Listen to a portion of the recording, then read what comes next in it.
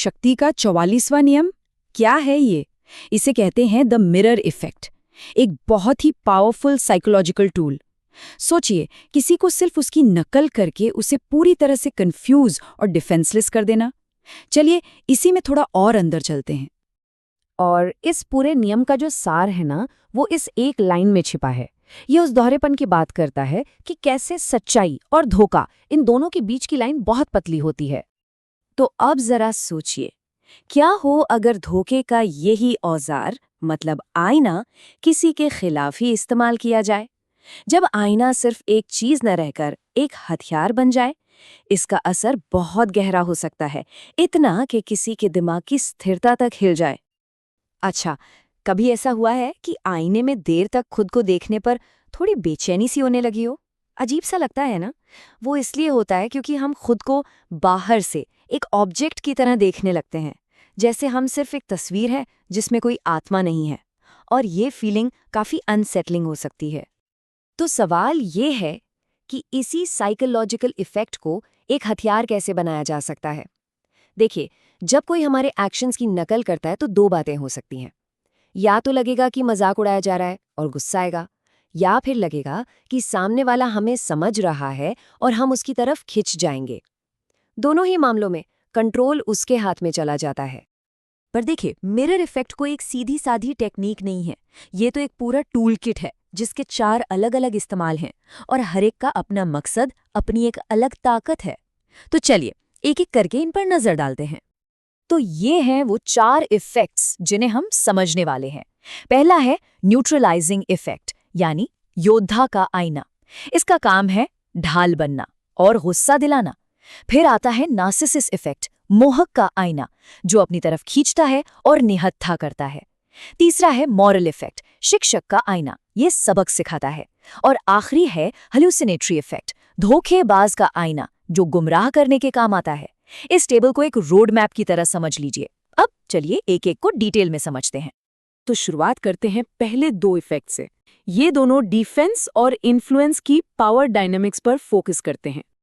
Neutralising effect, ये एक तरह से सीक्रेट डिफेंसिव मूव है। सोचिए, आप शतरंज खेल रहे हैं और सामने वाला जो भी चाल चलता है, आप भी ठीक वही चाल चल देते हैं। वो आपकी स्ट्रैटेजी समझ ही नहीं पाएगा, क्योंकि आप तो बस उसे कॉपी कर रहे हैं। इससे वो खुद को बेबस और गुस्से में महसूस करने लगता है। इसका सबसे अच्छा उदाहरण है पर्सियस और मेड्यूसा की कहानी। मेड्यूसा की नज़र किसी को भी पत्थर बना सकती थी, तो पर्सियस ने क्या किया? वो उससे सीधे नहीं लड़ा, उसने अपनी ढाल को ही एक आईना बना लिया। और मेड्यूसा की सबसे बड़ी ताकत, उसकी वो खतरनाक नज़र, उसी पर वापस पलट दी। ये इस स्ट्रैटेजी का एक क्लासिक एग्जाम्पल है। अब आते हैं नार्सिसिस्ट इफेक्ट पर। देखिए, हम सबके अंदर कहीं ना कहीं थोड़ा सा नार्सिसिज्म तो होता ही है ना? हमें वो लोग अच्छे लगते हैं जो हमें समझते हैं या ऐसा दिखाते हैं कि वो हमें समझते हैं। तो जब कोई हमारी ही इच्छाओं, हमारी ही सोच को हमारे सामने आईने की तरह रखता है, तो हम फौरन उसकी तरफ खिंच जाते हैं। ऐसा लगता है मानो कोई सोलमेट मिल गया हो। इस टेक्निक का मास्टर था एथेंस का जनरल अल्सिबियाडीज। वो एक सोशल गिरगिट की तरह था। जब स्पार्टा में होता तो एक सैनिक की तरह सख्त जिंदगी जीता, और जब फारस में होता तो एक दरबारी की तरह शान और शौकत में डूब जाता। वो लोगों को बस ये यकीन दिला देता था कि वो उन्हीं में से एक है, और इसी तरह उसने पूरी पूरी कौमों को अपने वश में कर लिया। तो शॉर्ट में कहें तो फर्क ये है, न्यूट्रलाइजिंग इफेक्ट दुश्मन के एक्शंस को मिरर करके आपका बचाव करता है, और नार्सिसिस्ट इफेक्ट किसी की इच्छाओं को मिरर करके उसे अपनी तरफ खींचता है।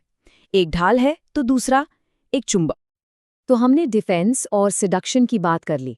अब आगे बढ़ते हैं कुछ और भी ज्यादा चालाकी भरी स्ट्रैटेजीज की तरफ। यहाँ आईने का इस्तेमाल सबक सिखाने और यहाँ तक कि हकीकत को तोड़ने मरोड़ने के लिए किया जाता है। मॉरल इफेक्ट, ये जैसे को तैसा वाली कहावत का ही एक रूप है। मतलब किसी से बहस करने के बजाय आप बस वही करते हैं जो वो कर रहा है। इससे उसे खुद ही एहसास हो जाता है कि उसका बर्ताव असल में कितना खराब है। आइवन द टेरिबल ने इस स्ट्रैटेजी का बहुत ही शानदार इस्तेमाल किया। जब उसकी प्रजा ने उसकी बात माननी बंद कर दी, तो वो उनसे लड़ा नहीं, बल्कि उसने उन्हें वही दे दिया जो वो चाहते थे, एक कमजोर राजा। उसने उनकी नाफरमानी को एक बेबस राजा के आईने में दिखा दिया। नतीजा क्या हुआ?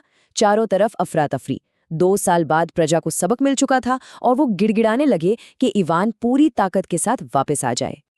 और अब आते हैं आखिरी और शायद सबसे धोखेबाज इफेक्ट पर, द हेल्यूसिनेटरी इफेक्ट।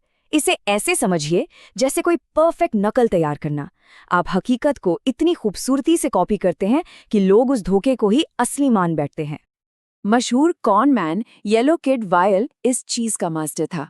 सोचकर देखिए, उसने एक नकली बैंक बनाया और वो इतना असली लग रहा था कि एक अमीर आदमी को $50,000 जमा करने के लिए मना लिया।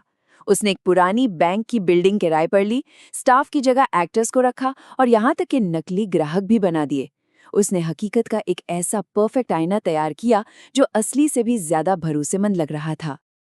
तो ये तो साफ है कि मिरर इफेक्ट एक बहुत ताकतवर औजार है, लेकिन क्या हो अगर ये दांव उल्टा पड़ जाए? इसमें कुछ ऐसे खतरे भी छिपे हैं जिन्हें अनदेखा नहीं किया जा सकता, और अब हम इसी पर बात करेंगे। कभी कभी ऐसा होता है ना कि लोग हमें किसी और के जैसा समझ लेते हैं, जिससे हमारा कोई लेना देना ही नहीं होता। यही खतरा है एक मिरर्ड सिचुएशन का। आप अनजाने में किसी की या किसी पुरानी घटना की याद दिला देते हैं और फिर अचानक आप उस आईने में कैद हो जाते हैं, भले ही वो कितना भी गलत क्यों ना हो।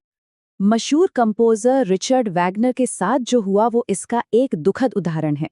वो अनजाने में ही एक बदनाम दरबारी लोला मोंटेज की परछाई बन गए। लोगों ने उन्हें दूसरी लोला कहना शुरू कर दिया और जल्द ही उनकी हर हरकत को उसी नज़र से देखा जाने लगा। आखिरकार उन्हें देश निकाला दे दिया गया। वो एक ऐसे आईने में कैद हो गए जो उन्होंने खुद बनाया ही नहीं था। तो जैसा कि हमने देखा, मिरर इफेक्ट अपने आप में अच्छा या बुरा नहीं है। ये एक न्यूट्रल टूल है। ये एक ढाल भी हो सकता है, एक चुंबक भी, एक सबक भी और एक झूठ भी। सब कुछ इस पर निर्भर करता है कि इसका इस्तेमाल कैसे किया जा रहा है। सवाल ये नहीं है कि इसका इस्तेमाल किया जाएगा या नहीं। सवाल ये है कि जब अपने आसपास की दुनिया में इसे होता हुआ देखेंगे तो इसे पहचानेंगे कैसे और इसका जवाब कैसे देंगे।